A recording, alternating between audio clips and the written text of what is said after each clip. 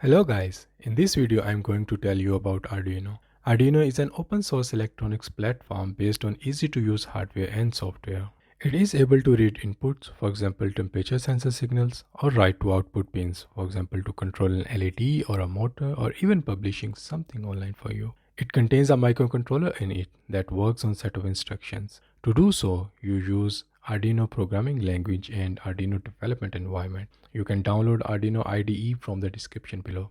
You can use C or C++ to program Arduino microcontroller with using Arduino APIs. Arduino was designed in Instruction Design Institute Veria in Italy as a tool for fast prototyping. Its main purpose was to support students with programming without or with little knowledge of electronics and programming microcontrollers. In 2005, first Arduino was ever made has used 80 Mega 8 microcontroller.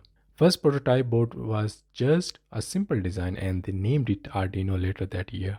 And soon it opened new doors for students, hobbyists, artists, programmers, and professionals. Within no time, Arduino reached a wider community and it started to adapt itself according to new needs and challenges. First big adaptation was to change 8-bit microcontroller to 16 and 32-bit microcontroller so that Arduino boards can also be used in IoT applications, 3D printings, and performance-hungry embedded environments. Beauty of Arduino lies behind is all boards are completely open source, and that helps users around the globe to adapt the design according to their needs to save time and money. And that is the most important factor in any project. Not only Arduino boards are open source, but also its software. It has a big community worldwide, and with users' contribution to the software, it is growing day by day and helping hundreds of thousands of hobbyists and professionals. Thank you.